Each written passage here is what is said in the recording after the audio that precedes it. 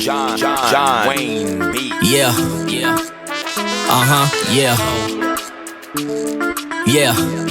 Look. Too hot to hate us, no they can't fade us. Headed to the top, just stay tuned for the latest. Soon as the episode drop, they gotta play us. All I know is we got the flavor. What's up, it's your boy Los LOS for the Flavor Podcast. You are listening and watching the Flavor Podcast. It is a beautiful Sunday afternoon. Is it afternoon yet? Let me check my watch. You know what? It is afternoon. And it's a beautiful afternoon here in Chicago. The sun is out. The weather is feeling great. And I'm feeling great as well. Yo, check it out. Liz is not here today. She'll be here later on. But for the hot topic, that we have today, are you ready for a hot topic? Are we ready for the hot topic? Yes, we are. Hot topic. So the hot topic is we got two presidents arguing with each other. Yes, right. You're saying two presidents. Well, we have Trump and Elon. Don't you remember that? We got two Trump presidents. It's hilarious. So right now, these guys are fighting with each other. And right now, one is responding. Let me read what they're saying. What they're saying right here. It says Donald Trump is only president because of me.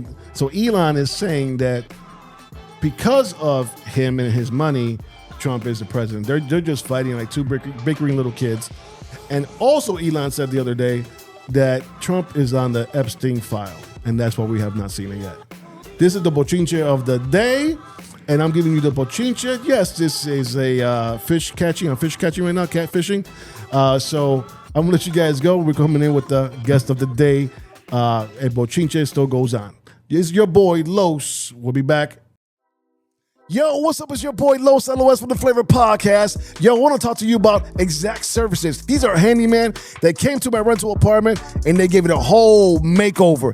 They painted, they patched up the holes in the walls, they fixed a faucet, they did the floors, they even put new screens on my windows.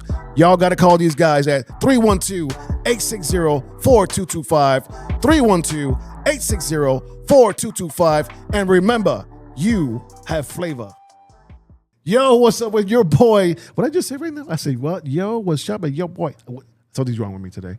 Something is wrong with me. What's up is your boy, Los LOS, and you are watching the Flavor Podcast. We have our guest right across. Her name is Elizabeth Colón. She is a trailblazer, an entrepreneur. How you say that word? Philanthropist. You put the camera on her. Put the camera on her. She already talked. I asked her to talk, so put the camera on her. Say the word again. Philanthropist. It's my Spanglish. Sorry. She is a philanthropist, serving as the president and founder of the Metaphrasis Language Cultural Solutions, LLC. And she is renowned entrepreneur.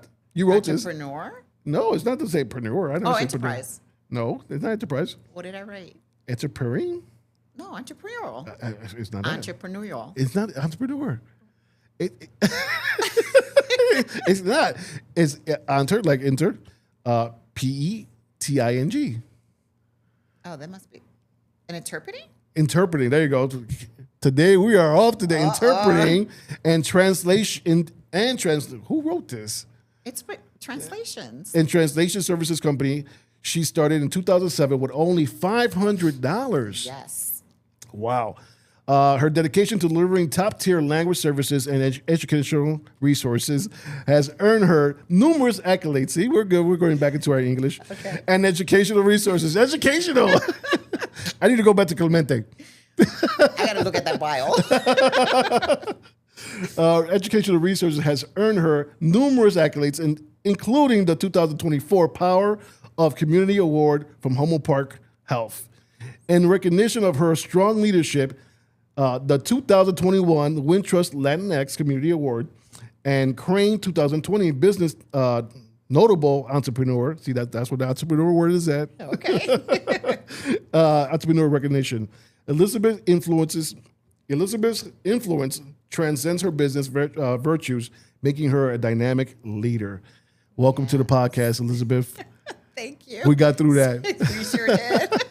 Apologies for any typos that are in that bio. We do double check. That's probably my Spanglish. Probably. No, I'm just kidding. And I read really fast. And I read too fast. I am dyslexic. There you go. Put it out there. Yeah, they know. We all speak. They all We know. all speak fast. Yes. Well, how you doing? I'm really good. I'm having a great time. We haven't even started. We haven't started. We're still, and we started laughing already. All right. And that's what I want. I want some laughter. Yes. Let's laugh. I love to laugh. Amen She'll to get a that. laugh. So tell us a little bit about yourself, Elizabeth. Well, you said a lot of it. So I'm Elizabeth Colón, and I'm the founder of Metaphrasis Language and Cultural Solutions. Metaphrasis. Metaphrasis. Not metaphrasis. No. Okay. Metaphrasis. Process. Okay. Which is, you didn't butcher it, because people have said metamorphosis, which drives me crazy, because there's no O in any of that. So There isn't. There isn't. No. So I forgot that multiple times. Uh-huh. So I created the business 18 years ago, and we are an interpreting and translation company locally in Chicago, but we do work nationally. And what we basically do is we connect businesses with foreign language interpreting and document translations in over 100 languages so that they can better connect with their clients. We want them to speak the same language as them. Okay. So that's what I do for a living, but I'm a proud mother of 2 boys, one who's a pilot and one that's in college right now, graduating next year. I did see the picture of the pilot. Did you? What airline is that? Any handsome United Airlines. My favorite airline. There you Mine go. too. There you go. Yeah. I wonder why. Awesome. Yeah. And you recently got married a few years ago? No, we've been married 15 years. 15 years. Okay. Yeah. Friends for 25. Ah. Viste. And he's my right hand. He's an amazing He was just person. lingering, waiting for you to get, waiting for the opportunity for you to say yes to him for the last 15 years. I was. I was like, when is this going to happen? Chacho. A little bit more about yourself. I am one of 6 kids Uh-huh. or children. I'm number 4, La Matra Atrevida. Ah. Yeah, the loud one too as well. 2 Puerto Rican parents who migrated to Chicago back in the 1950s, I think it was. And I grew up on 26th Street, which kind of surprised you and me too, but that's the Villita. Uh-huh. We lived there. Got acculturated to the Mexican community, which is where I learned how to eat tortillas and jalapenos, and I love my arrancheras and all that good stuff. Uh-huh. And then I'm co-founder of BoricuaTalks, which I co-founded with a friend, Maricel Melendez. We did that about 5 years ago. Mm-hmm. And it was just a means of, we would always get together and laugh like you and I are doing. And we would always like have a lot of things in common. And we just said, why don't we turn this into like a YouTube thing, right? And then it garnished a lot of attention. And then from there, we did a BoricuaTalks TEDx style event, which we're having our next one June 27th. But what we had decided to do was bring in 7 powerful Puerto Rican women to do a TEDx style event where they get to share the stage for 7 minutes. We sold out the first year. We did a full day one last year. We had approximately 100 people in that one, but found out that people wanted more of the intimacy one at the museum, so we're going back to the museum. And that's kind of my passion project. And I give back a lot to the community. I'm a philanthropic person. There's that word again. There's that word. Okay. I said it You did slowly. get it. You got it. Philanthropic. Uh-huh. I believe in giving back one way or another, and it's really important to me because I think that's how I personally continue to be blessed. Yeah. That's awesome. That's awesome. So you're a fellow podcaster. I am. Look at that. Yes. I love my podcasters. An immature podcaster, I'm going to say. That's awesome. I love it. So where can they find it after of course this podcast? Yes. Where can they find your podcast? On YouTube. Just Google BoricuaTalks. BoricuaTalks. And you will find all of our episodes there. Yes. Awesome. Yeah. How many episodes are you with now? We have, honestly, let me see, probably about 20, if not a little bit more. It's a Okay. 30-minute show, and it's unscripted. Okay. And it's a show about nothing and a little bit about everything. So like a Seinfeld. Yes. A Seinfeld show. Yes, Okay. a Seinfeld. Because Marty said, if you know her, she's funny. I And she met- brings I out the recently funny just stuff. met her, yeah. Oh, okay. So Yeah. you just recently met her. Yeah. Her, oh Lord, or that's how she says, oh Lord. She says, oh Lord, and we always we talk about the things that are serious, but then they end up being jokes, and we're always laughing. So it's always unscripted, and we don't talk about anything in advance because if we do, there's no laughter in it because we already discussed it. So Right. even when we come together right before we start our shows, we start talking, and we have to stop each other like, don't say no more, because we want to bring it into the show. Okay. Yeah, and that's what people really enjoyed about it. I love it. You're 20 episodes in. Usually podcasters people that want to be podcasters stop at 7 episodes. Really? So you're in 20. You're in. Oh, cool. It doesn't even matter if you pause for a little bit. You're going to come back because you already know the feeling of it. Yes. And you know the impact it can make as well. Yeah. So I'm glad that I got a fellow podcasters. We got to do this more often. Yes. With other podcasters and grow the community, right? Absolutely. Right? Because it's all about community. Yes. Amen to that. Yes. So I'm going to ask you a couple questions. We're about to play this or that. This or that. You ready for this or that? I'm ready. All right. So first question is real silly. Tom or Jerry? The cat or the mouse? Jerry. Why? Funny. I thought it was because he was funny. Jerry was funny. Mischievous. Uh-huh. What else was it about Tom and Jerry I loved? Daredevil. Jerry. Yeah. Yeah, I can see that. Yeah. I can see that. He was a little troublemaker. Yes. Because I always felt like Tom was just chilling all the time. He was just Right. relaxing. That's not me. Jerry was the one doing some crazy stuff, bothering Tom. Yes. So, okay, Jerry, okay. So, arroz blanco or arroz con habichuela? Arroz con habichuela. Why? Because I like the flavor in the habichuelas. Okay. And I'm not a arroz blanco type of girl. Uh-huh. And if I do eat it, and when I do eat it, it has to be with habichuelas. Okay. Yes. You have to put on a habichuela on top of Yes. it. I like it with, I like white rice with egg on top. You know what? Can I just say something? Say it. My mother was with me for a month, and she actually said, voy a hacer arroz con blanco con huevo frito. And I was like, what is that? What? And there's a name for it, and I honestly, now I can't remember There's what it is. a name for it? Yes, and she even said what it was. Like You gotta find out, let me know. I will, but I found that to be so odd. I never had that before. Never? No. Yo, and tell you in the hood, when we were poor, that was the egg was our meat. But we never had that. And we were poor too. Like, I don't remember. I remember arroz blanco con maduro. Just that. But no, with huevo frito. So that's surprising that you're bringing it up. Oh yeah, huevo frito. That's the bomb right there. Interesting. So you wait, to this day you haven't had it? No. Oh, we need to make that happen. We need to make that happen. One of these festivals we go to, I'm gonna bring some eggs. I'm like, hey, put some eggs on this rice right here for. So Chicago Cubs or Chicago Sox? Ooh, that's a hard one. I like them both. Huh. I know you're not supposed to like both. It's either one or the other. So I'm gonna go with Chicago Cubs Okay. because it's a very fun environment, and it's always upbeat when you go, and their stadium is always sold out. But can I add why I like Chicago White Sox? Please do. We all want to know. I love it because it's a family-friendly environment. That's the only reason why I like it. Okay. Yeah, definitely you can bring your whole entire family because there's nobody there. Yeah, exactly. You can stretch out your arms and like, don't touch nobody. And you can get upward seats and then, go into the lower ones at a later time. I think they automatically let you now. They're like, we know you're going to come back down, so. Sure, probably. It's all open. But I could say this about that. What's it called now? It's a guaranteed rate. Guaranteed rate, yep. I still call it Comiskey. I do too. I'm old school. Keep it old school. They have good food there. They do. Better than Wrigley, That's true. right? And the stadium is beautiful. Yes. It's a beautiful stadium. And there's always something to do. I think that's why I like it so much. And the tickets are cheap. That's, yep, for sure. I mean, other than that, there'll be nobody there. I know, right? Check it out. So I think it was last week, or was it this weekend? Whatever it was, the Pope was going to speak. Yes. On the teleprompter, whatever, the big screen they had there. And they were selling tickets for it. And it's sold out. I know. But you guess how much was the tickets? Well, the tickets were initially $5. They were $5. And the max was 10. I read this.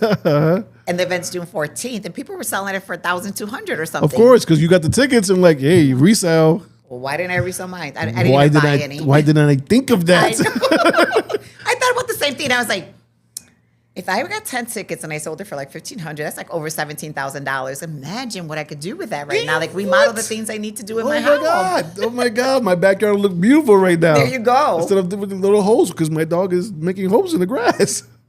Very true. Man, see what we come up with? Our two brains together, but we should have come up with this. We should have had this interview like 2 weeks ago. 2 weeks ago, and then we would have been on there. Because I was like, really, am I going to buy these tickets? Am I really going to go? Probably not. And that's why I didn't get the tickets.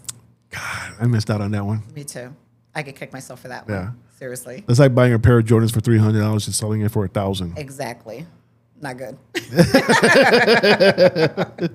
So, Wonder Woman or Supergirl? Wonder Woman. Why? And which one? Linda Carter. That's what I'm talking about. My favorite one in the world. So why? Well, I watched Wonder Woman when I was a young kid, obviously. I love the power that she exuded and everything that she did. And it just kind of reminds us girls, teenagers, and women that we can have those superpowers too in our own way, of living. We don't need the cape and gown. We just need to just stand tall and be superwomen. That's awesome. Yeah. And she was Latina. She was Latina. Uh-huh. That's right. So, salsa or merengue? Salsa. Why? Because merengue makes me tired. Is it too fast? Yes. Okay. Because there's different styles of salsa. I'm the old school salsera with my husband, and it just seems romantic and fun and slow. I know there's a faster pace, but we tend to do like the little slower songs. And I just love the beat to it. Okay. Yeah. Okay. Since you're from Puerto Rican on the south side, so freestyle or hip house music? Freestyle. Why? I grew up with it. At least so actually last night I went to my neighbor's house and they say pick a song, and I couldn't think of anything. So I went to the PuertoRicanFest.com. I'm like, freestyle, because I said freestyle, and they're like, what? Freestyle? And I was like, you don't know what freestyle is? So I picked Lisette Melendez. Right? And they all got up and started to dance. And I said, you guys don't remember this when we were younger? And they're like, no. And I just love the beat to it, and it was just clean, and you just had fun with it. Yeah. Yeah. That's interesting. Now I got to ask you this question. Since you live on the south side of Chicago, freestyle was really big all over Chicago, but the Mexicanos really took freestyle to heart. They did. Did you ever come to the north side to party as a child? Children, watch this. Her children, I mean. Well, after high school, I did move to the north side. Then I became a north sider. Okay. So, yes, I did. So what clubs did you go to? I would go to Tanya's. I Tanya's. would go to Nacion 27. I didn't go to any place at the English ones. What was the other one? Tumbao, okay. Where's the one on Ashland? Rumba? No. On Ashland. Ashland near Jackson? There's another one. Oh, I don't know that one. 727? The one on LaSalle. What about the one on LaSalle? 720s? 720s. Yep. I went there. What are the other ones? I used to go to Medianoche on Division. You familiar with that one? No, I'm not familiar with that one. I'm not. I wasn't familiar with Tanya's either. Tanya's was the other one. We used to walk there. I used to live on Central Park. Yes, Tanya was the other one. On Central Park? I live in Central Park in Diversey. So Tanya was on Milwaukee near Diversey. Okay. Yes, I went that one too. And the owner, Elias Sanchez, he's still alive. I saw him Friday. Okay. Shocked me. He looks great Yeah, still. Yeah. So did you ever go to Kaboom's? No. Eric's North? No. Excalibur? Yes, that's the one in LaSalle. That's the one you're talking about? Yes. Excalibur? Yes, Okay. I said 720, but Excalibur. Well, Yes. there was another one. Yeah, 720s. There's 720s, and there was Yes. Excalibur. Okay. Okay. Yeah. Okay. Nice. I had my days. So R&B or hip hop? R&B or hip hop? R&B. Why? Why do I like R&B? I guess because I don't really care for hip hop. Don't care for hip hop? No. So who's your R&B singer? Who's my who? Your R&B singer. Who would be your R&B singer? They could think about R&B. I feel like you're putting me through what they put me through last night. I know. They were like, who's your favorite so-and-so? I'm like, I don't know. I just listen to the music. Okay. Believe it or not. Okay. And it's I mean, you got your Jill Scott, you got your Mary J. Blige, you got your Mariah Carey, Janet Jackson. Well, Janet Jackson's kind of pop. We'll come back to it. We'll come back to it. We'll come back to it. So here we go. Very last question, actually. Okay. Very important question. Very serious question. Okay. Chicago pizza or New York pizza? Chicago pizza. Why Chicago pizza? We have the best pizza. And I like very thin crust pizza. Okay. Yes. I don't like the doughy stuff. So I have to find pizza places that actually do thin crust pizza. So what would be your go-to pizza place? In Chicago, Peace. And Milwaukee, Pizza. Peace. Oh, Peace. Yes. Do you ever go there? I don't think I've walked into that one yet. It's very thin. On Milwaukee Avenue and what?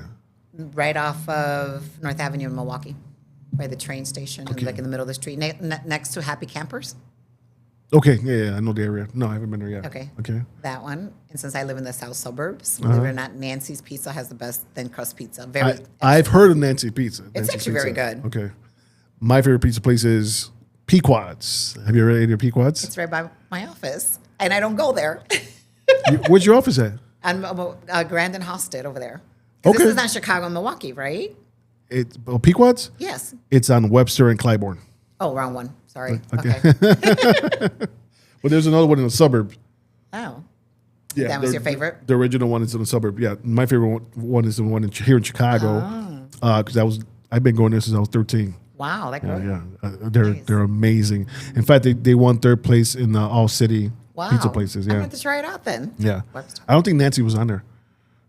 That's a franchise, and I'm saying I don't like all of the Nancy's, but the one by us, it's really good. It's really good. Yes. I have to check it out. But another one that wasn't on there was my co-host. I'm sorry, I'm looking to the camera now. No worries. Her place, Natty's, was not on there.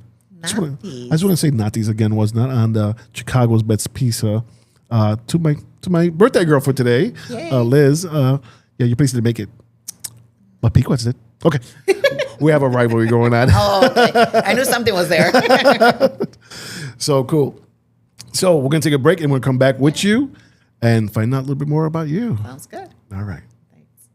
Yo, what's up? It's your boy Los from the Flavor Podcast. Did you know that in a research study, Rashi has been shown to have anti-cancer properties, anti-tumor effects, and it helps detox the body and regulates the immune system. Whether your immune system needs to be controlled or boosted, Gano can help you there. And natural coffee that changes people's lives. Get your daily dose of 150 antioxidants in 1 cup while enjoying the flavor of this beautiful coffee. Natural coffee never tasted this good. Yo, what's up? We are back, and Gano Excel Coffee, mushroom coffee. That was amazing. Look at that. I drink that coffee every morning. It is great. Look at my hair. It is growing. You guys know I used to get fades. Look at this is only what 2.5 months. 2.5 months and my hair is already coming out that way. It's amazing. Had that Gano Excel. My skin is feeling great. My gut health is great, and there's more benefits to drinking the mushroom coffee, the Reishi mushroom coffee from Gano Excel. What's up? What's up? How you doing? I'm doing good. I want to know a little bit more about this mushroom coffee. The Gano? The Gano. Oh man, I'll introduce you to Saraid. She's the one in charge of distributing here on this side of the city. Okay. And I just drink it. I love it. At first, I was just a regular person buying it. Now I'm like advertising it because it's so good. Must be good. Yeah. I'm the spokesperson right now. Wapa. Chacho. And I'm actually trying to get into the Puerto Rican restaurants for an alternative coffee. Right? Because we like our coffee, but some people don't want our coffee all the time. Mm-hmm. But for an alternative coffee, a mushroom coffee, more healthier coffee, they can have that as well. Great idea. Yeah. Great idea. I'm trying. You try. God only knows. It's in His hands. So a little bit more about you. Let's get to know who Elizabeth is. Yes. So did you have a nickname? Lisa. Lisa? Mm-hmm. Okay. That was your nickname in high school, in the house, and with the family? Pretty much, yep. Okay. And then when I became a young adult, it remained Elizabeth, so nobody calls me Lisa now. Okay. I mean, my family does, right, but nobody else does, yeah. Okay. So what high school did you go to? When I came back from Puerto Rico, I started at Harrison High School because I was in La Villita. Uh-huh. And then that closed that 1 year I was there, thank God. And then I ended up at Lakeview. Okay. Yeah, so All I right. commuted from 26th Street all the way to Lakeview. Chacho, that's a long ride. Así que I would leave my house, walk to the corner, and grab the Kimball bus, take it to the train station, train station all the way to Division and Ashland, get off of there, and then hop on another bus And go across. at 5 o'clock in the morning. Go across all the way to the Irving Park. Así que I slept the entire way. Wow. Yes. That must have been at least almost a 2-hour ride? Yes. To get there at 7, I would leave my house at 5 in the morning. Wow. Qué locura, right? Yeah. But you did it. I did it. And you graduated, right? I sure did. That was actually a question. That was actually, did she graduate? Of course she did. Of course she did. So how was those 4 years there? I didn't go for 4 years. So 3 years there. 2. Oh, 2. Okay. Yeah. So in Puerto Rico, you graduate in 9th grade, not 8th. Okay. So I lived in Puerto Rico for temporarily. And so I graduated from 9th, came to Chicago, went to Harrison. They closed that school down. Then I had to find another school. I literally was actually transferred to Farragut High School. I've heard of Farragut. Boy. So the riots broke out between the Morenos and the Latinos because Harrison was predominantly Latinos. And so I was scared. This on the south side of Chicago? Yeah. Okay. Yes. I was scared to go there. So I kind of dropped out of school. I don't really talk about it, but I did it for about 3 weeks. And then I ended up with You consider that dropping out 3 weeks? Yeah, I went 3 weeks of school. You just didn't go to school for 3 weeks, okay, girl. I didn't go to school. Maybe that's the way I need to rephrase it. That's not dropping out. Okay, take that back. Okay, so I didn't go to school for about 3 weeks. And then I got into Lakeview, and then I did 2 years there. Okay. Did I like it? It was a safer high school for sure. But I was a little calladita, and I think at that time I was still a little. I don't know if I was resentful, but I didn't get involved in clubs. I barely had any friends. Or maybe it was because I was tired. I was traveling so much. I didn't go to my junior prom. I didn't go to my senior prom. I missed out on the whole experience. Really? I did. Really? I did. Well, how were your grades, though? Terrible. Really? You had enough sleep on the bus. I know, but I didn't like, honestly, I did not like high school. I didn't enjoy school. I was smart. I didn't learn that about myself until later in life, unfortunately. I didn't have mentors, so that was probably another issue there. I didn't enjoy school. I don't feel like I was given the support that I needed in order for me to excel. So my grades were a lot of D's and some F's. I don't know how I graduated, to be honest. You walked across that stage, though. I did. Amen to that. Amen, yes. But if I could do it over, I think I would have done things differently, right? I think all of us would. Yeah. Some part of our life we would change. Some parts we would keep the same, of course. Yes. Even the hardship. I believe some of my hardship I needed to go through to be who the person I agree. the person I am today. I agree. But some things I would like to change. That's awesome. So I'm gonna take you way back. Back. Okay. Who was Elizabeth at 10 years old? At 10 years old, I was a little girl, afraid of what was going to happen to us. My parents had separated, and that's where I ended up in Puerto Rico. You know, we had everything. My dad owned a couple of stores on the south side. I guess I've always been a south sider. You know, not that I'm talking. We lived on the south side, so we had a couple of stores on the south side. But then my father and my mother divorced, and like from one day to the next, we had nothing. So we ended up living in Puerto Rico. And so I went out there kind of mad. I don't know that I had a lot of fun as a child. You know, when I think back at it, I don't remember the good childhood memories that we should have as children because everything was so dysfunctional in our family. You know, so that was me at 10 years old. You know, I started to work at 12 because I had to help my mother pay some of the bills. So at 12, I was working at a store. In Puerto Rico? In Puerto Rico, yeah, at a clothing store. Okay. So our childhood somewhat was taken away from us. Right. Yeah. And there was quite a few of you. Yes, there's 6 of us, 5 girls and 1 boy. He's the youngest. So he's really pampered, I guess. He was pampered, yes. He got everything we didn't get, you know. We were talking offline about the things that we wanted. Yeah. And then where we would go to shop, you know, the Goodwill store. No, he got everything new. He's the only boy. Of course, but that wasn't fair. You guys had all the hand-me-downs, right? Yes. I know 5 girls. It's like, okay, this doesn't fit me no more. Give it to the next one. Exactly. And by the time it got to me, number 4, they were worn out. You were just ahead of the time. Now we got holes in our pants. Yes. You're ahead of time. That's all it was. Exactly right. Back then we were like, holes in our pants, what? But remember we used to put the Clorox on them. Did you do that back in the day? Mm-hmm. Put them in the tub and put the Clorox on them? Yes, we did that too. So that's 10 years old in Puerto Rico. Yes. Living with mom? Living with mom. Okay. What part of Puerto Rico? Manatí. Manatí. Yes. La Barriada Miranda. I always remember that neighborhood. Okay. Yes. So how long did you stay in Puerto Rico before you came back to the States? You know, it seemed like an eternity, but my sister swears it was like 2 to 3 years max. And I don't remember that for some reason, because it seemed like a very long time that we were there. And then I loved it because I got used to it. And then I didn't want to come back. And then here we're coming back.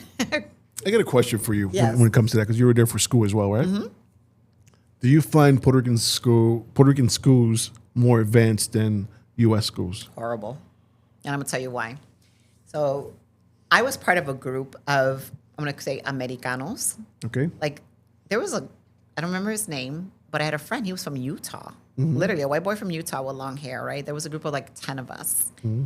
No one really liked us in school. So we had a little group that we would always hang out. Did they call you guys from afuera? Yeah, from some afuera? Americanos. Yeah, you yeah. know? Unfortunately, even my family would do that from out there. And then when the English teacher wouldn't show up for class, or they were absent, they literally would pull me to teach the English class because I spoke English from Chicago, right?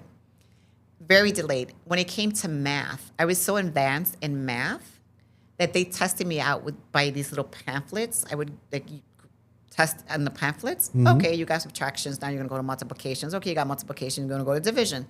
And then at one point, they didn't even have anything else for me to do, that they put me in the corner of the classroom. And that's what I would do, just sit in the corner. Get out of here. No. So when I talk about why I had D's, that's part of the reason. So when I came to Chicago, we were in algebra. Okay. I had no idea what that was. And so as a junior, trying to navigate a high school in Chicago, Yeah. it was bad. Like, I was so behind that's the likelihood why I got D's and why I didn't like school, because I wasn't getting tutoring. I wasn't getting, I remember my math teacher, he was just so mean to me. And I used to be like, wow, you know. And In the States or? yeah, Lakeview High School. Okay. He was In really Lakeview. mean. Okay. Right. And unfortunately, my sister, not unfortunately, but my sister ended up staying here with my dad. And she was an A student. And she was very smart. And they used to compare me to her, too. And I didn't like that at the time. You know, nobody wants to be compared to their siblings, right? Yeah. But that they did. And that's how I ended up getting D's. So when I came here, Yeah. I was so behind in academics that it took a long time for me to catch up. And I don't think I ever did. I honestly do not. And so that's what happened. So the schools in Puerto Rico are unfortunately not a place where you want your kids to obtain an education. Right. But somehow it works for those who live there and who are born and raised there. Yeah. And maybe because they don't see anything else beyond that, right? If they come here. Right. But if they did, they would struggle. Wow. Yeah. Okay. I've always heard different. Have you? Yeah, that it's the other way around. I would disagree. Yeah. Unless they're private schools, Yeah. or maybe in areas more influential, maybe affluent. Or rather. maybe because of your story, they treated you differently. Yeah, maybe. Yeah. I will say that the principal there really liked me. When we decided to move back to Chicago, they actually asked my mom if I could stay in Puerto Rico and live with her. That's dope. I love that. That is dope, They yeah. they were in love with you. That's awesome. So, at 15, you're back here in Chicago already, possibly on the south side of Chicago. Yes, I was. Puerto Rican on the south side of Chicago. Who were you then? Lost. Yeah. I was trying to find myself, right? I come from Puerto Rico. I'm now moving from a quiet sort of environment in Puerto Rico, like tranquilo, calm, to an area that was gang infested, right? Then I go to high school that looked like Dangerous Mind. Did you ever see that movie? Yes, absolutely. I felt that I was in that movie. Wow. Yes. The sinks were hanging over because they were broken. This is what year? This is my sophomore year.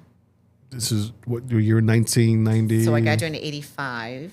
I'm sorry. Yeah, I graduated in 85, 83, 84. Okay. So 1984, right? That was the year that they closed down Harrison High School. It was a big, tremendous, it was a huge school. But the enrollment had dropped completely. Teachers were walking around with those sticks to protect themselves. Jesus. You weren't learning. I didn't learn anything. I was always being approached by gangbangers.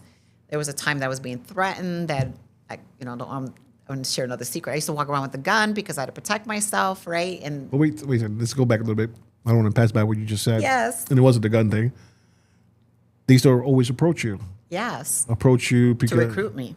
To recruit you. Okay. Yes. And that was dangerous in itself, when you turn down, those the ask of you joining something, right? Right. And everything. And I was shy. I just came from Puerto Rico. I'm like, I was like, it was all new to me. And literally freaked me out and Right. stuff. And I didn't like high school at that point because I wasn't learning.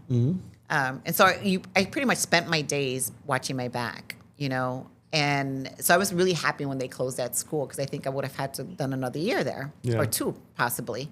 So at that time, I didn't have friends. I moved back to Chicago. We're not living in our own apartment yet. We're living with someone who opened their home to us that we're blessed to have them welcome us into their home, right? Awesome, yeah. So we're starting from scratch all over again until we find like another place. But I was very, if you know me now, I'm so this outgoing, funny, happy person. That's the person I know. Yes. But if you met me back then, I was the complete opposite. Like I had no smiles. I was never happy. I didn't walk tall. I wasn't confident. You know, all those things that teenagers go through. I experienced that myself. You know. Wow. Yeah. I wouldn't even think that. Yeah. Wow. You never know, right? Yeah. So this gun thing, because I wasn't gonna let that pass by either. Oh. Where'd you get the gun from? So we Where had, does a 15-year-old girl? Well, then again, we're in Chicago. yes. But what's important is I never had to use it. Amen to that. And I don't think I used it. So we had, Did it have Did it have bullets inside of it? yes. Okay. All right. Yes. So they're not relatives. You know, que tú siempre, you're a primo to somebody at some point in your life because you kind of grew up with them. Okay, so this is the kind of the relationship I had with this family. And they were all brothers, and then they had one daughter. So they always used to watch us. And they were the ones that told me, here, you have this gun, you're going to walk with it. But know that you're never walking alone. You won't see us, but we're there. Wow. Yes. And so I mean, it was a little small gun, but it felt heavy in my back. Like and that's what I carried. Well, And what did you when they gave you this gun? What did you think? Like instantly, like what was on your mind? Like, do you want me to shoot somebody or? they what was on your basically said mind? you only use it if you have to, and you have to protect yourself, right? Right. That neighborhood must have been really, really tough. It was tough. We lost a lot of friends, you know, to gun violence and gang there. My brother lost a lot of his closest friends there. We went to a lot of funerals, let me tell you. Wow. And that's one of the reasons we all kind of, when we were at the age that we were able to leave, we left the neighborhood. This is around that 1985, late- yep. 84. The 1980s and everything. And, you know, I don't know that it's gotten really that much better from what I hear and see sometime and everything, but my mother loved the neighborhood and she would have loved to stay there, but she witnessed 2 young men being shot in front of the house, and we had to move her out of there too, right? It just wasn't a place for her. She loved the community because everybody spoke Spanish, right? Everyone communicated really well, and she doesn't speak And usually English. Latinos, especially Mexican Latinos, they're really extremely friendly, especially, They are. and helpful. Yes, they are. And, you know, the gangs never did anything to us. If anything, they were very respectful. Like my mother would come home with the grocery bags and they would carry it for her all the way to the house and stuff. Like I remember those little things. Yeah. But it wasn't a place that we all knew we wanted to live for a Right. very long time, right? Luckily, nothing ever happened to me in high school in that place. But I was happy when they said they were shutting it down. I was like, hallelujah. I'm trying to picture someone coming up to you as a young adult, 15 years old. Hey, you want to join our gang? Get away from me. I don't know what I would have done. I was quiet. Let me tell you, I was scared of everything. I was scared of everything. I don't know how I survived, actually. Now I'm different now, but back then, I don't know. That now you probably would have cracked a joke and made them laugh and left you Probably. alone. All right. So, 20 years old. 20 years old. I'm married. So I didn't Married go- at 20? Oh, gosh. Married at 18. 18? Yes. Okay. Married at 18. Wanted to leave the neighborhood. Saw something different. So I ended up getting married. So at 20 years old, I'm now living in the north side. I'm working, I want to say I'm working at the Park Hyatt Hotel. Okay. That's where I was at the time. I'm living in Lakeview. Actually, I was living right down the street from Illinois Masonic Medical Center. I do remember Okay. that. Yeah. Know exactly where it's at. Yeah, so I was there. And yeah, I was just working. My ex-husband back then, very nice, amazing person to this day. We had a good marriage. We have a good friendship now. I'm going to interrupt you for a second there. Yeah. So, you went from South Side. skipped Humboldt Park completely and went to the north side. Didn't go to Humboldt Park whatsoever. Didn't go on Division Street. You just jumped over I did. to the north side. I did. I just wanted to just say that. That is funny, right? So you're on the north side. You're married now. Yes. Okay, 20 years old. 20 years old. Kids yet? No? No kids. Okay. No kids. Just like I was mentioning, a good ex-husband who allowed me to grow up. Let's put it that way. Yeah, he gave me a lot of freedom to explore, have friends, go to school if I wanted to. He was a good person overall. Okay. So I lived there for, how long did I live there? For a while, for many years, I want to say. Until I had my first son. Okay. Yeah. What age were you when you had your first child? 26. 26. Yeah. So you had a good 6 years of marriage before the child came in. Awesome. I think a lot of people should do it that way to experience life. Yes. You know, Yes. I got married young too. Okay. And we didn't have Natalia until our 7th year of marriage. There you go. Yep. And we got to experience and go to places and do things whatnot that you cannot do now when you have a child. Right. You can't. Absolutely. Yep. So I was happy I waited till I was 26 years old. You know, I went back to school. I did a lot of other things in between. Awesome. Did a lot. Awesome. Yeah. I want to say I did have a child, just in case he's watching. I did have a son that was born earlier from my high school sweetheart. He just lived Don't with forget about him. Yeah, he lived with his mom. Okay. Yeah. Okay. Yeah. Good. But yeah, that's awesome. So you have 2 kids altogether, am I right? 2. 2 kids altogether. So the first one was a boy, a son, Yep. and a daughter? 2 boys. Yes. Thank God.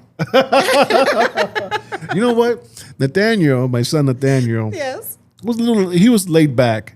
Natalia, That is why I never wanted to go. So when I found out I was pregnant, times 2, I prayed really hard. yeah, because Natalia's a handful. I love my daughter. She is beautiful. She is They smart. She is are. creative. Man, she gave me a hard run. Yes. I know how I was. No, sorry.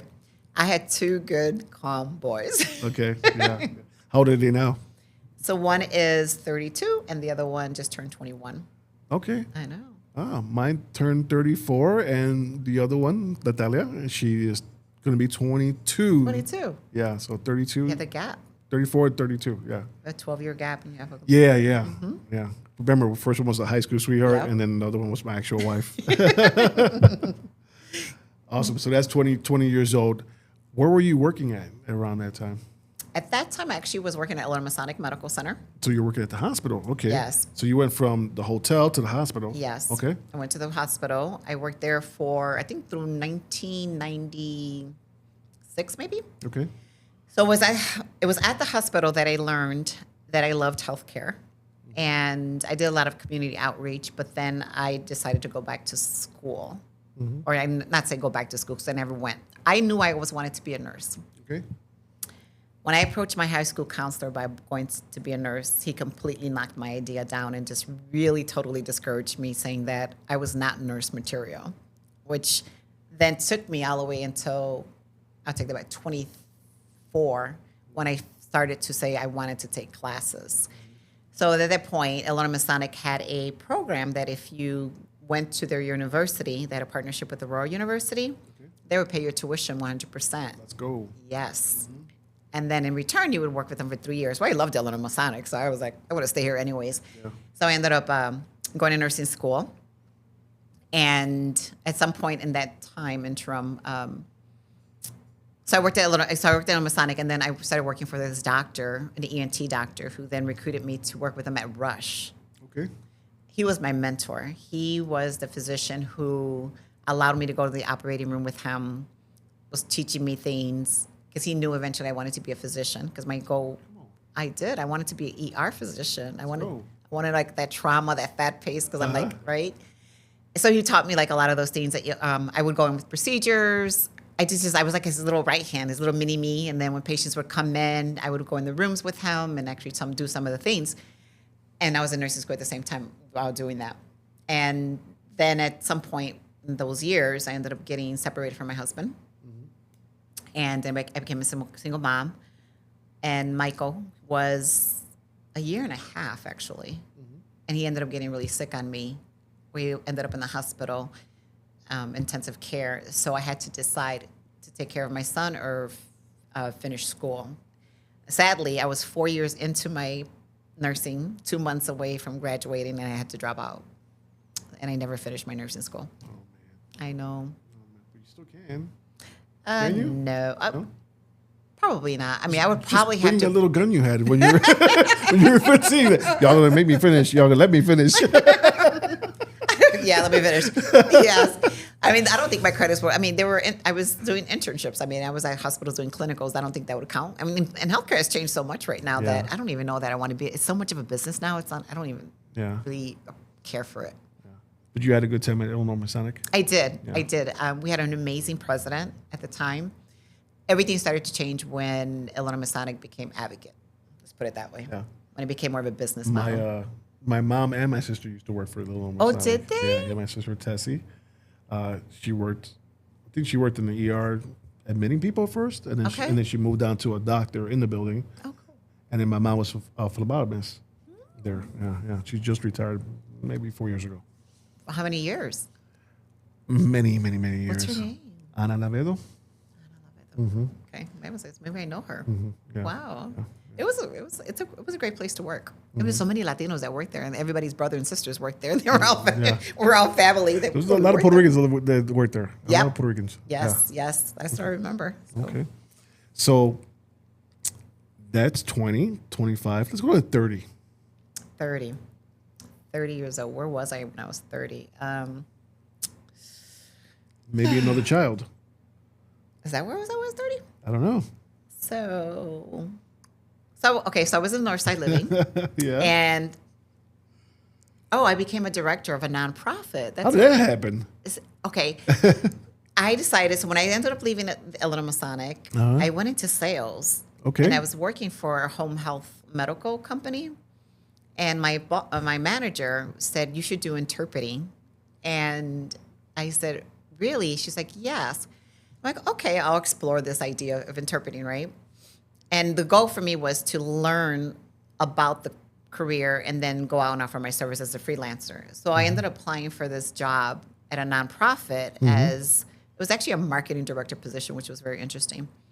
And I got the job, and I committed to taking it for 2 years, going out and doing my thing. I ended up being there for 7 years. Wow. So I came in with a company that was the largest nonprofit in the Midwest. Okay. The division that I was taking care of was a program that actually did interpreting and translations. And I came in and I had one employee. The revenue was like $150,000. And I flipped it. Like, we were making millions of dollars in that organization. I grew the team and I expanded our programs. I just recreated this whole dynamic kind of business model in a nonprofit world. Okay. And what I found that while I was there is that in the nonprofit world at the time, possibly today, we become reliant on government funding, on grants, and that doesn't stick around for very long. Where my department was really making money. We were doing like cash. They used to call the cash cow program because we were working with hospitals and other companies where they were paying us.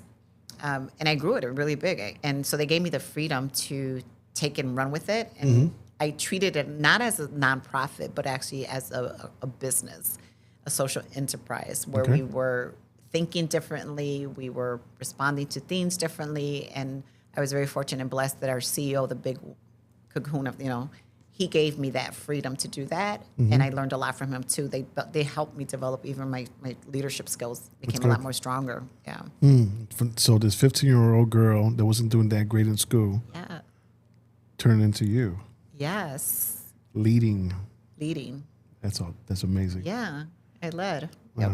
Just needed to. How people say, I just need somebody to give me that one chance. Yeah. Yes. And believe in you. And believe in me. That's all we need sometimes. Yeah. That's amazing. 35 years old. Who are you at 35? 35. I'm on baby number 2. Baby number 2. There you go. There goes baby. No, wait. I take that back. He was born at. I was 37. Okay. I was in a relationship. I was living I was still living in the north side. Then moved to the south suburbs. You went back south, guy. Yeah, She loves the south side. All right, let's go. It was affordable. affordable. Right, nothing wrong with the South Side. I'm just No, saying. there is nothing wrong with the South. It's affordable. It's developing. You should come visit. And I'm talking like way south. Like I live 210.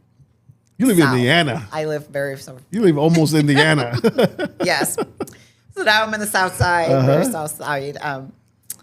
Dating somebody new, working, and I was still at the organization, actually. Okay. I was still in the organization.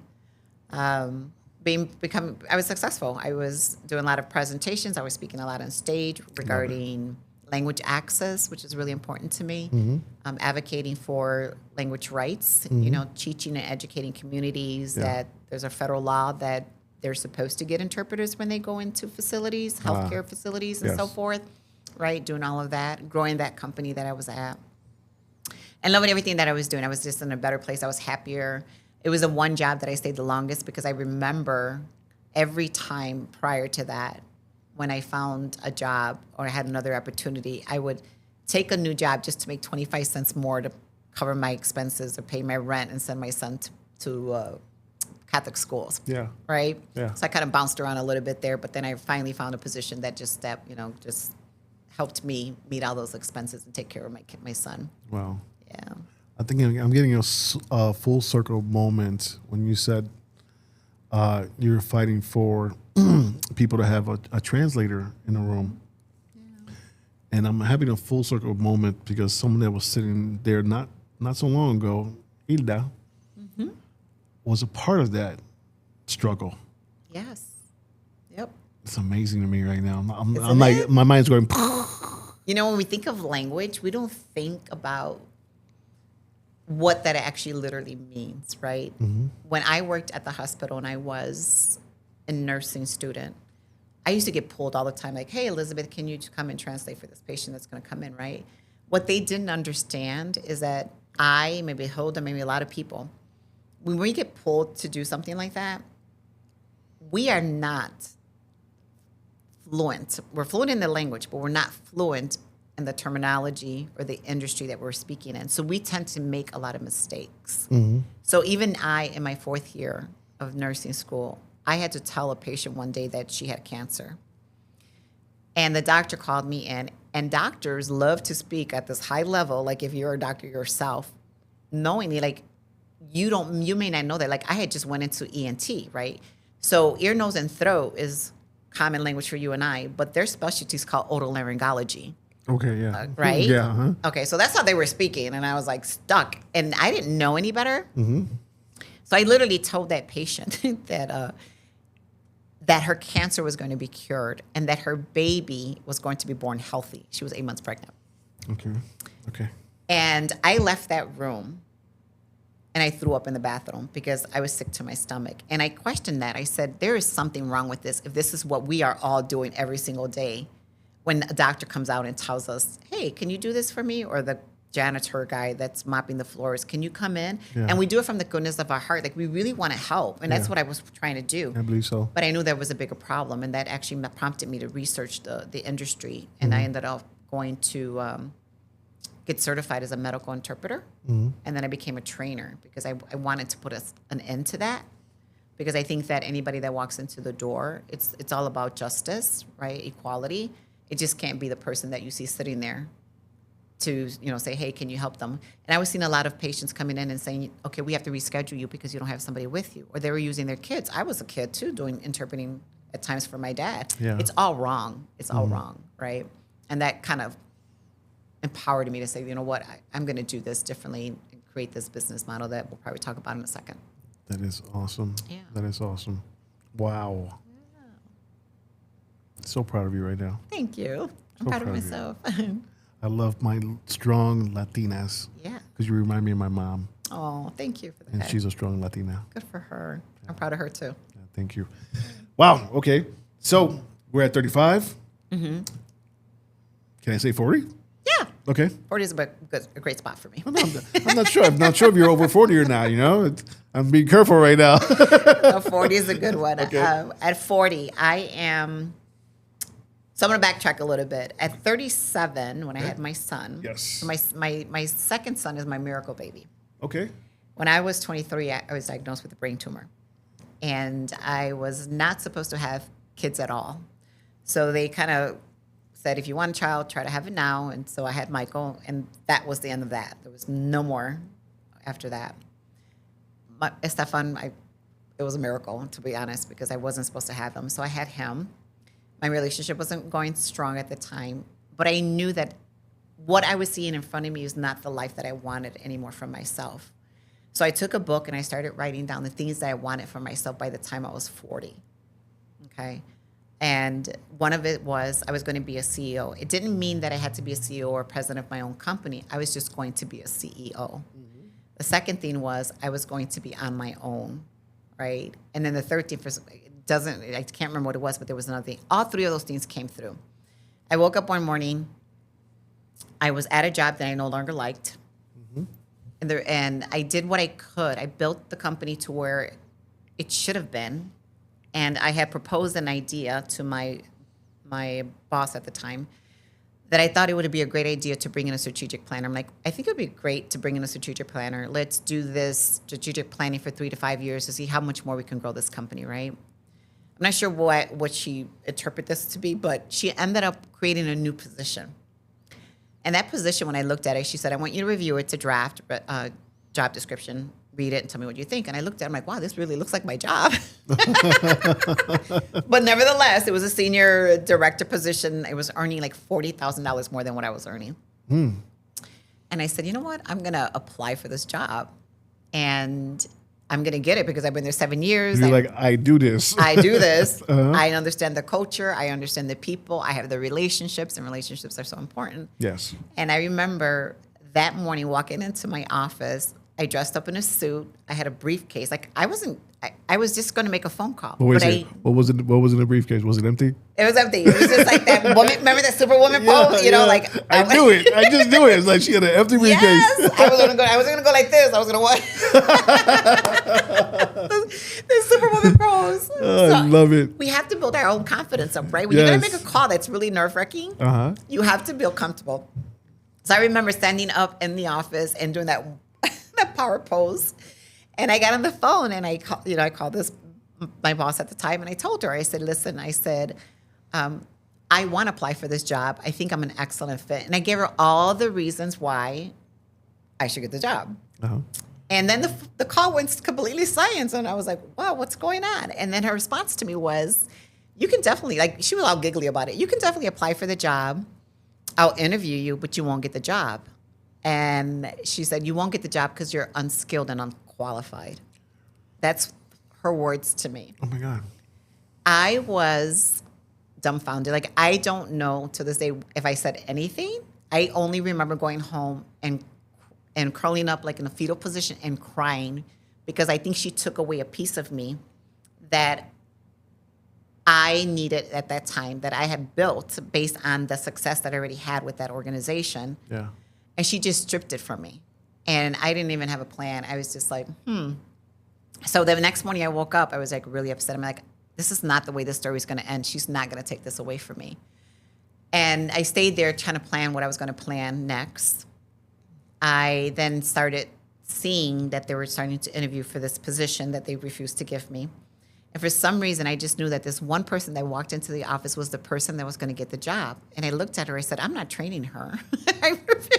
Right, because who's going to train? You are. Yes. You're going to teach her job. Exactly. The job that you were, my God. Jody had, no. So I handed in my resignation. I didn't have a plan. I was just like feeling so good. I just handed it in. I'm like, yes, I'm not going to work here. Yeah.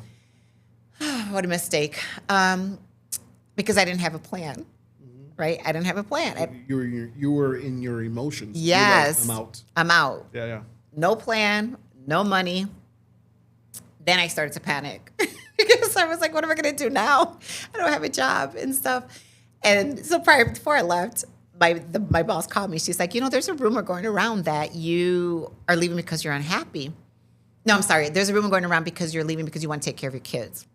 I don't know how that got started, but I said, actually, you know what? That's not really the reason, but I just want to tell you, thank you. And she got really happy.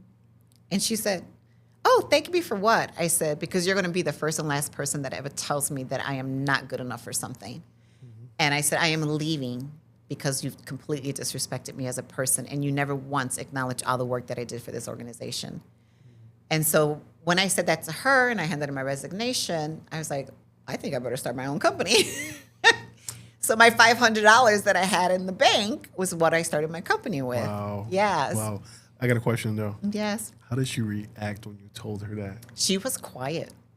She was quiet. And she came back and she said, it wasn't that you weren't unqualified. It was just that you lacked certain things. But that's what she said. That's what she said. And I told her, I said, had you given me the chance, and I understand, I don't know if it was because I was a Latina or it was because I hadn't finished my degree because of what happened. Latina? No. Okay. Then that's what happens. Okay. Or had I finished my education, she could have said, Elizabeth, I'll give it to you contingent upon these criteria. So you finished, and I would have done it. I was planning to go back to school, but what she didn't know is I had to pay all that money back because I defaulted on my agreement of not finishing and working for the hospital at the time. Right. And for a single mother, you know how much tuition is. It took me it took me a while to pay it back. You gotta buy diapers. Hello. Yes. Mm-hmm. So I thought, okay. So I took my $500. And then there was another experience before that, because when I was leaving, someone called me and a colleague of mine, Latina, she said, can you come to this nonprofit organization in DuPage County?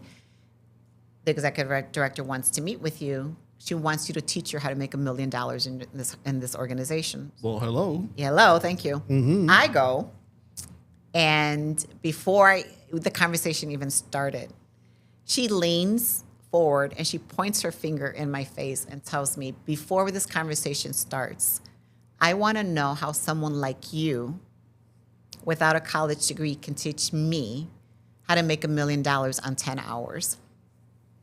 I said, here we go again. And at that point, I didn't care about what anybody would say about me. I kind of leaned forward and I said to her, because this entrepreneur here is an entrepreneur, and you have nothing but a PhD, and this meeting has ended. And I got up and walked away.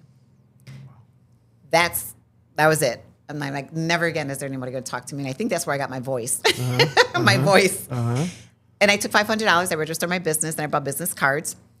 I created this website that looked really big, meaning big is like I had a big company, right? I learned something years later that I had a coach. I took this program or I took this cohort on how to do your story. Mm-hmm. And he highlighted 3 things that happened to me. And this is what the universe does for you. And I didn't realize this until he told me this. The week before I was leaving, one of my new clients came in and I told him, I'm leaving. I have everything written. You're going to be taken care of. Yada, yada, yada. Mm-hmm. His response is, I didn't come to this organization for them. I came for you. So if you leave, you got my business. That ended up being my first client. Come on, somebody. Yes. Yeah. I didn't know. I didn't even put this together. Then, at the time, I had found a company that created an industry portal for interpreting and translating to schedule all your appointments. I reached out to them and said, listen, I'm leaving. It was great knowing you. Thank you for, your service. What are you doing? I confess. I said, this is what I'm going to be doing. No problem. You get my program for 6 months for free. And this is something we're paying $600 for a month at the time. Wow. Yes. I'm like, wow.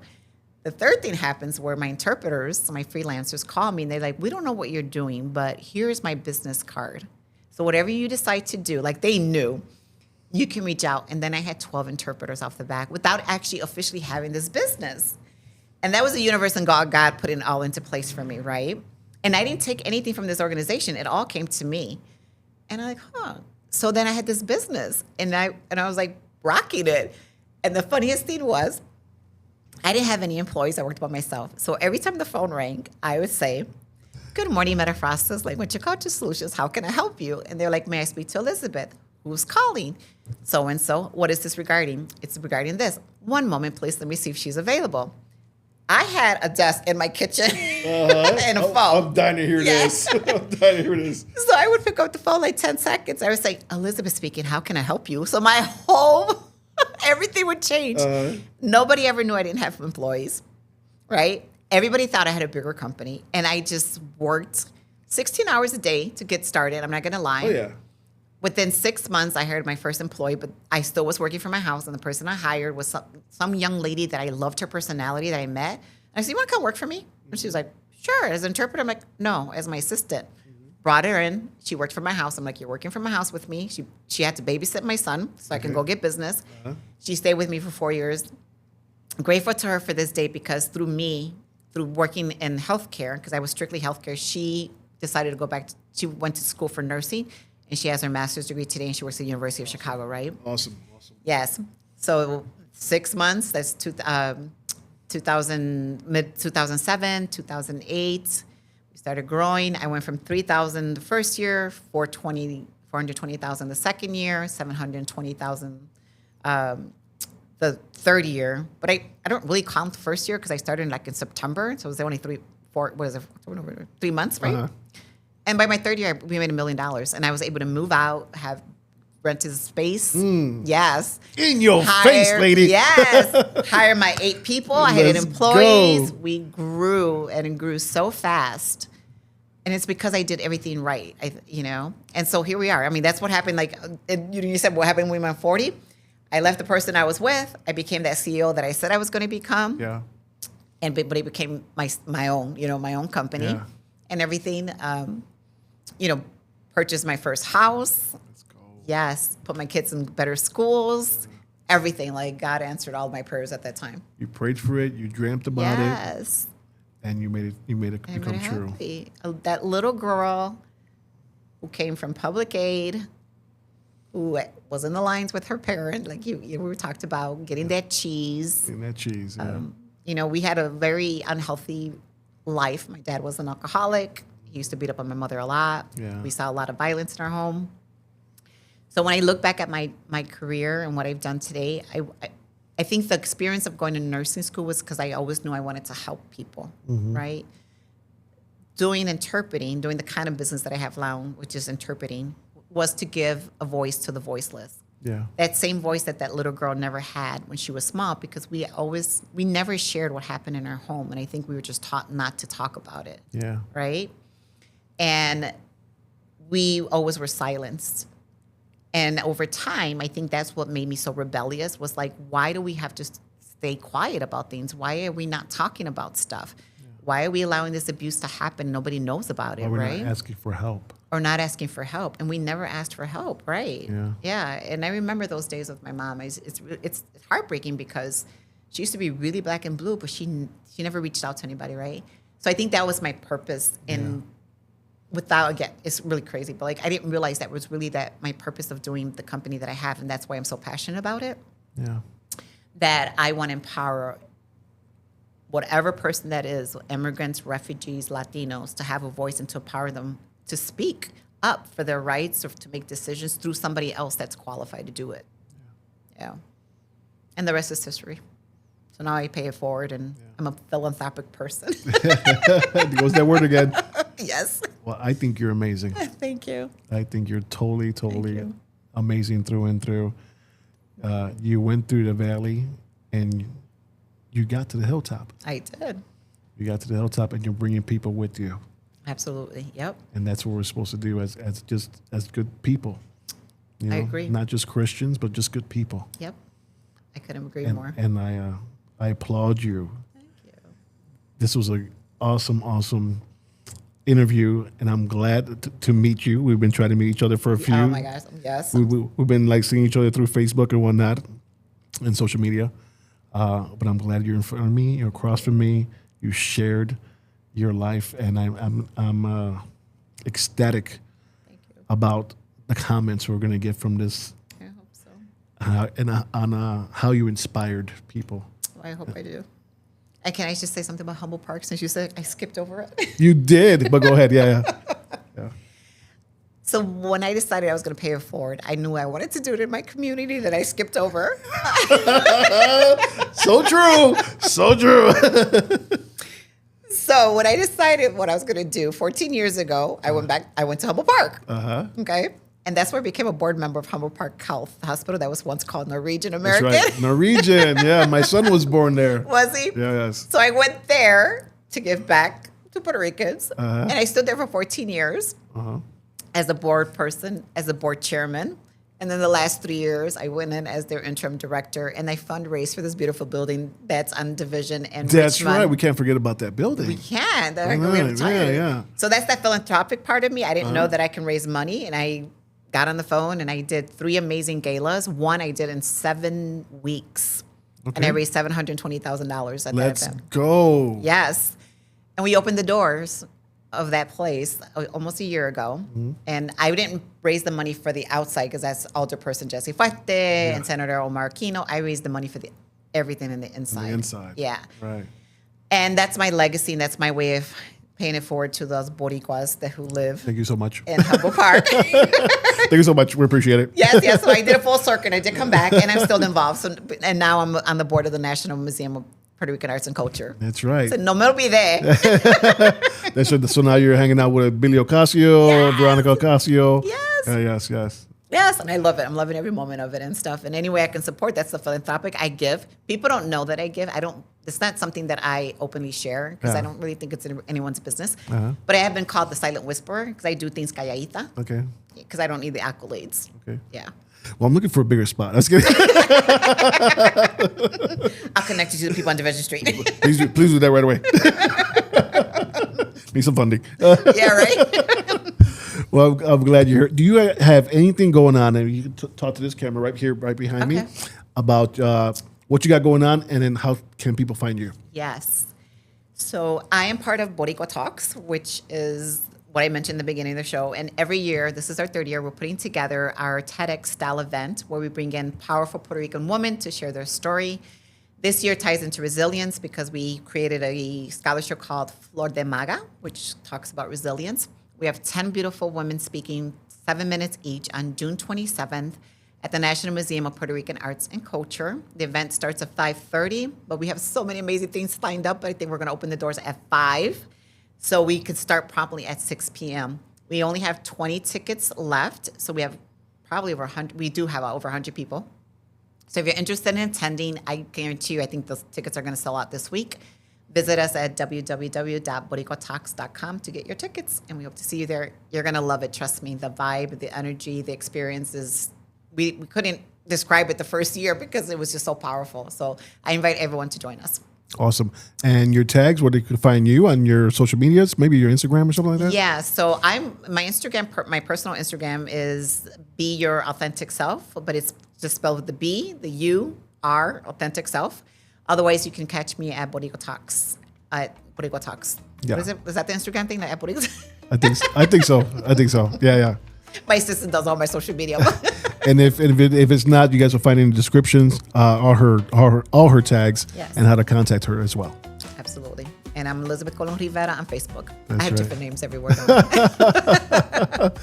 Elizabeth, I want to thank you for coming down to the Flavor Podcast. Thank you. And I want to tell you, I'm too far away. Alex, can I get your assistant, please? Camera on her. I just want to tell you that you... Oh, Gregory's here.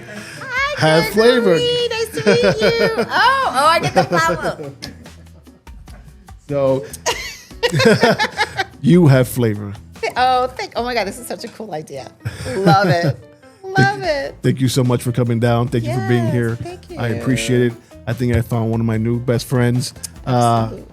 We got to connect more. Yes, Yeah. I feel like I've known you for like 10 plus years. We got to eat, girl. We got to eat. I Yes. love eating. So we're going to go out to eat somewhere good. That sounds like a plan to me. Okay. Thank Awesome. you. So this is your boy Los from the Flavor Podcast. And remember, you have flavor.